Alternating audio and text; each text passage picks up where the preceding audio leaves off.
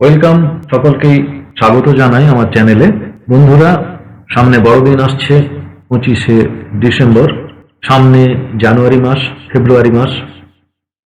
তো হাতে আমাদের জানুয়ারি, ফেব্রুয়ারি, মার্চ, আবার কোনো কোনো ক্ষেত্রে জানুয়ারি এবং ফেব্রুয়ারি, এই 2 মাস হাতে আছে।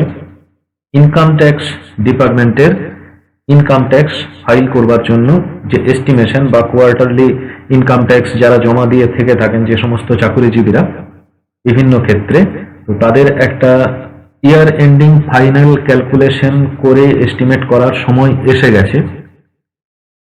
এই ক্যালকুলেশনটা যতটা ইজি হবে তত আপনার এস্টিমেট করতে সুবিধা হবে। আর এই এস্টিমেশনের উপর ভিত্তি করেই আপনি লাস্ট মাসের উপর ভরসা না রেখে কোনো কোনো ক্ষেত্রে, যেমন এডুকেশন ডিপার্টমেন্ট ফেব্রুয়ারি মাসেই শেষ হয়ে যায়, আর অন্য যে সমস্ত সেক্টরগুলো রয়েছে সেগুলো মার্চ মাস পর্যন্ত চলতে থাকে। নর্মালি মার্চ মাস পর্যন্ত ইয়ার এন্ডিংস চলতে থাকে, সব ক্ষেত্রেই ভ্যালিড, তো টু সাম এক্সটেন্ট ডিফারেন্ট, মানে যে ডিপার্টমেন্টে যেরকম। তো হাতে আমাদের হয় জানুয়ারি ফেব্রুয়ারি, আদারওয়াইজ জানুয়ারি ফেব্রুয়ারি মার্চ, এই 3 মাস আছে এই ট্যাক্সের ব্যাপারে যাবতীয় বকেয়া মিটিয়ে দেওয়ার জন্য। তো সেক্ষেত্রে আমাদের ক্যালকুলেশনটা জেনে নিতে হবে। তো জেনে নেওয়ার আগে আমি খুব সহজে এই ভিডিওতে কিভাবে এস্টিমেশন করবেন, কিভাবে ইনকাম ট্যাক্স ক্যালকুলেশন করবেন এই 2020-21-এর জন্য, তো সেটা আমি মোটের উপর আপনাদেরকে দেখিয়ে দিচ্ছি খুব সহজ পদ্ধতিতে। তো সেটা বলার আগে শুধুমাত্র একটু মনে করিয়ে দিই যে ইনকাম ট্যাক্স ডিপার্টমেন্ট এখানে 2 রকমের ইনকাম ট্যাক্সের রেট দিয়েছে, একটা ওল্ড রিজাইম আর একটা নিউ রিজাইম। তো ওল্ড রিজাইমে এইরকম একটা স্ল্যাব রেট আছে, আর নিউ রিজাইমেতে আছে এই জাতীয় একটা রেঞ্জ। তো এখানে এইগুলো সারচার্জের ব্যাপার স্যাপার আছে। তো এইখানে আমি আর ইনকাম ট্যাক্স ডিপার্টমেন্টের যে নিজস্ব যে ওয়েবসাইটে দেওয়া যে তথ্য, সেই তথ্যগুলো থেকে আমি সাম আপ করে যেটা কালেকশন করেছি সেটা আপনাদেরকে আমি এখানে দেখিয়ে দিই। আসুন এটা দেখিয়ে দিই আমি, যে income tax slab rate applicable for new tax রিজাইম, এটা নতুন যে ট্যাক্স রিজাইম রয়েছে ফিনান্সিয়াল ইয়ার 2020-21 এর জন্য। তো ইনকাম ট্যাক্সের যে স্ল্যাব রেটটা রয়েছে, মোটের উপর একটু মনে করিয়ে দিই, সকলেই জানেন তবুও মনে করিয়ে দিচ্ছি, যে 2.5 লাখ টাকা পর্যন্ত আপনার কোনো ইনকাম ট্যাক্স পড়ছে না, এটা নীল। এরপর 2.5 লাখের উপরে, 2.5 লাখ থেকে 3 লাখ পর্যন্ত বা 3 লাখ থেকে 5 লাখ পর্যন্ত যাই কিছু, মোটামুটি 2.5 লাখের পর থেকে 5 লাখ টাকা পর্যন্ত আপনার 5% ট্যাক্স পড়ছে।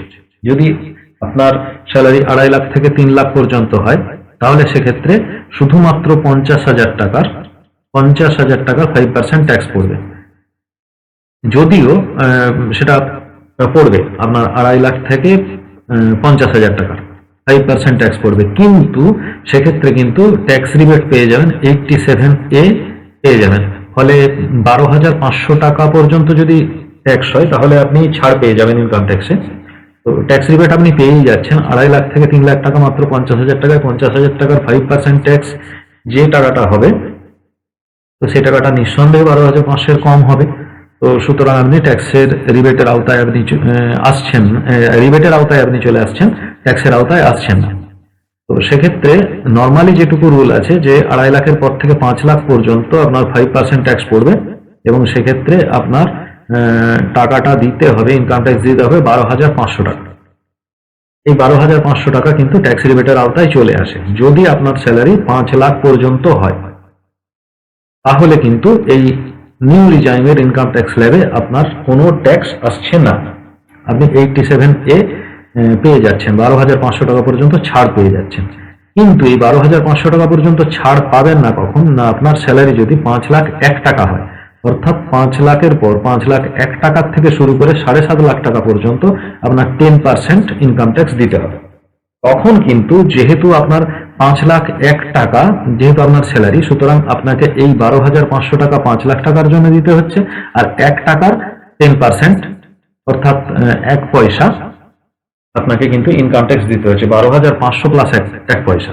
তো সেক্ষেত্রে আমি ধরে নিচ্ছি আপনার স্যালারি হচ্ছে 7.5 লাখ। 7.5 লাখ হলে তাহলে আপনাকে 5 লাখের জন্য 12,500 দিতে হচ্ছে 5% ইন্টারেস্ট, 5% হিসেবে, ইন্টারেস্ট নয় 5% হিসেবে। আর এইখানে যে 2.5 লাখ টাকা রইল, এই 2.5 লাখ টাকার জন্য আপনার 25,000 টাকা 10% হিসেবে আইটি পড়ছে। তাহলে আপনার টোটাল 7.5 লাখ টাকা স্যালারি হলে আপনার আইটি পড়ে যাচ্ছে 37,500।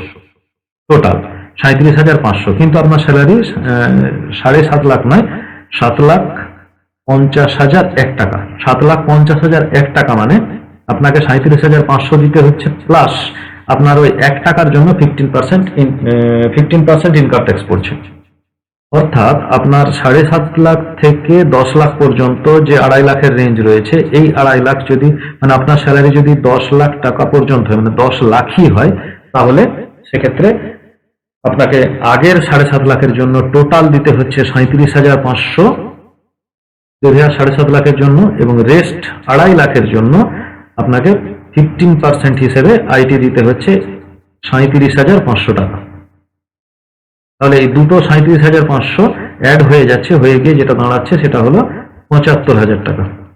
তাহলে আপনার স্যালারি যদি হয় 10 লাখ টাকা, তাহলে আপনাকে টোটাল 75,000 টাকা আইটি দিতে হচ্ছে। যদি এর মিড রেঞ্জে হয় তাহলে আপনি ইজিলি কষে বের করে নিতে পারবেন, আমি দেখিয়ে দিচ্ছি।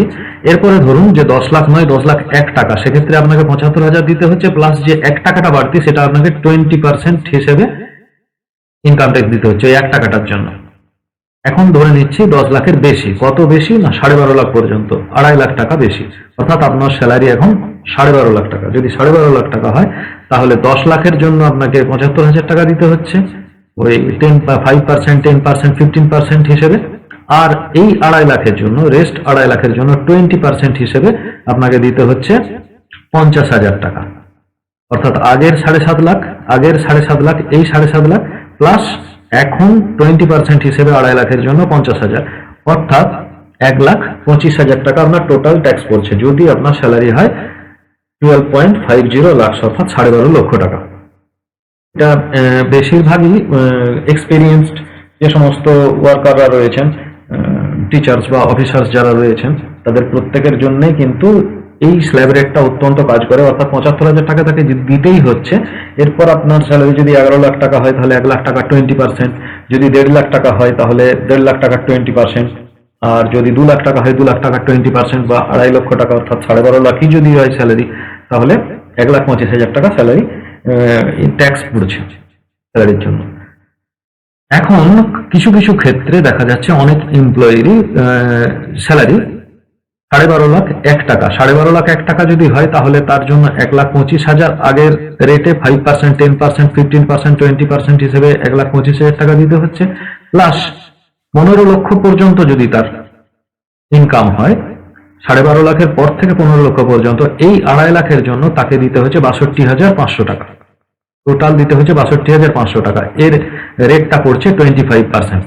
খেয়াল রাখবেন এই রেটটা পড়ছে কিন্তু 25%। তো এই 25% রেট হিসেবে 2.5 লক্ষ টাকায় আপনাকে দিতে হচ্ছে 62,500 টাকা। তাহলে এই 62,500 আর আগের 1,25,000 টাকা, এই দুটোই মিলিয়ে আপনার টোটাল ট্যাক্স পড়ে যাচ্ছে 1,87,500 টাকা।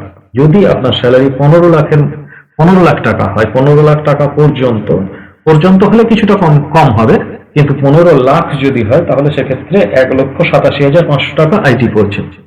এরপর মজার ব্যাপার, যদি 15 লক্ষের থেকে যে টাকাটা আপনার বাড়তি স্যালারি হবে, 15 লক্ষের চেয়েও যদি আপনার বাড়তি স্যালারি হয়, ধরুন 16 লক্ষ টাকা, তাহলে 1 লক্ষ টাকা 13% হিসেবে, মানে 1,87,500 প্লাস যে বাড়তি টাকাটা হচ্ছে সেটা 30% হিসেবে এখানে অ্যাড হয়ে যাবে। যদি 20 লাখ টাকা হয় তাহলে 5 লাখ টাকার 30%, যদি 25 লাখ হয় তাহলে 10 লাখ টাকার 30% এর সঙ্গে অ্যাড হয়ে যাবে। যত বেড়ে যাবে তত সেই হিসাবে নিউ রিজাইমেতে এগুলো বাড়তে যাবে। এইবার বলি যে ট্যাক্স রিবেটের ক্ষেত্রে আপনি কিন্তু শুধুমাত্র 12,500 টাকা ছাড়, যদি আপনার 5 লাখ টাকা স্যালারি হয় তাহলে অটোমেটিক আপনি ওল্ড রিজাইমে চলে যাচ্ছেন, নিউ রিজাইম আপনার ক্ষেত্রে অ্যাপ্লিকেবল হচ্ছে না, সেক্ষেত্রে আপনি 12,500 টাকা কিন্তু ছাড় পেয়ে যাচ্ছেন। যদি 5 লাখের ভেতরে স্যালারি হয় বা 5 লাখ পর্যন্ত স্যালারি হয়। 5 লাখের পর যদি আপনি নিউ রিজাইমে ফিল আপ করতে থাকেন, সেক্ষেত্রে কিন্তু আপনি 1 টাকাও রিবেট পাচ্ছেন না। কোনো সেভিংসের থ্রু দিয়ে বা 80C এক্ষেত্রে কোনো কার্যকর হবে না নিউ রিজাইমের ক্ষেত্রে। তো এক্ষেত্রে মোটের ওপর বলেই দিয়েছে যে please note that the tax rates in new tax রিজাইম is the same for all categories. এখানে তো কয়েকটা ক্যাটাগরিতে ভাগ করে নেওয়া হয়েছে, আর এখানে আমি ইন্ডিভিজুয়ালের কথাই বলেছি, ব্যক্তিগত ইনকাম ট্যাক্সের ক্ষেত্রে। তো individual and HUF up to 60 years of age, senior citizens above 60 years up to 80 years, and super citizens above 80 years. এখানে no increased basic exemption limit benefit will be available to senior or and super senior citizen in the new tax regime. এখানে পরিষ্কার করে বলে দিয়েছে সকলের জন্য একই। যে কোনো ব্যক্তির ক্ষেত্রে 60 বছরের মধ্যে, 60 বছরের বেশি, মানে 60 থেকে 80 এবং 80-র ঊর্ধ্ব সমস্ত ব্যক্তির ক্ষেত্রে একই। এই যে স্ল্যাব আমি দেখিয়ে দিলাম, এই স্ল্যাবটাই কিন্তু সকলের ক্ষেত্রেই অ্যাপ্লিকেবল, এবং সেক্ষেত্রে কোনো বেসিক এক্সাম্পশন লিমিট কিন্তু নেই। Individuals with net taxable income less than or equal to ₹5 lakh, আমি যেটা বলছিলাম যে 5 লাখের থেকে রোজগারটা কম, net taxable income less than or equal to 5 lakh, অর্থাৎ 5 লাখ বা 5 লাখের চেয়ে কম যদি হয়, তাহলে তাদের ক্ষেত্রে তারা এলিজিবল হয়ে যাবে 87A ট্যাক্স রিবেটের জন্য এলিজিবল হয়ে যাবে। Tax liability will be nil of such case, এটা খেয়াল রাখবেন যে tax liability will be nil of such individual in both new and old existing tax regimes. অর্থাৎ ঘুরিয়ে ফিরিয়ে যেটা অনেকেই বলছেন যে 5 লাখ পর্যন্ত যদি ইনকাম হয়, তাহলে নতুন ট্যাক্স রিজাইমে কিন্তু আপনাকে ফিল আপ করতে হচ্ছে না, সেক্ষেত্রে আপনি ওল্ডে ব্যাক করে যেতে পারছেন, মানে অটোমেটিক ওল্ডে ব্যাক করে চলে যাবেন। এটা ওল্ডে অটোমেটিক ব্যাক করে যাওয়া নয়, নিয়মটাই এটা বলে দিয়েছে, এখানে একদম পরিষ্কার করেই জানিয়ে দিয়েছে। বেসিক এক্সাম্পশন লিমিট ফর এনআরআইদের জন্য 2.5 লাখ ইররেসপেক্টিভ অফ এজ, যেমন 2.5 লাখের ক্ষেত্রে তো 0, যেমন আমরা পাচ্ছিলাম যে কোনো ইন্ডিয়ানের ক্ষেত্রে, সেরকম নন রেসিডেন্সিয়াল ইন্ডিয়ানরাও 2.5 লাখ লিমিট পাবেন, এক্সাম্পশন পাবেন। Additional health and education cess at rate of 4% will be added. আগে ছিল 3%, আপনারা জানেন আগে 3% ছিল, এখন এটাকে বাড়িয়ে 4% করা হয়েছে। এছাড়া যদিও আমাদের ক্ষেত্রে অ্যাপ্লিকেবল নয়, তবুও বলে দিচ্ছি যে সারচার্জ অ্যাপ্লিকেবল আছে। যদি 50 লাখের বেশি হয় তাহলে 10%, মানে total income tax, if total income greater than 50 lakh, তাহলে ইনকাম ট্যাক্সের 10% আর 4% হবে না, তখন 10% সারচার্জ পড়বে, মানে এই 4% প্লাস এই 10% সারচার্জ পড়বে। যদি 1 কোটি হয় তাহলে 15% হবে ইনকাম ট্যাক্সের, যদি 2 কোটি হয় তাহলে ইনকাম ট্যাক্সের 25% সারচার্জ হবে, আর 5 কোটি হলে ইনকাম ট্যাক্সের 37% সারচার্জ হবে।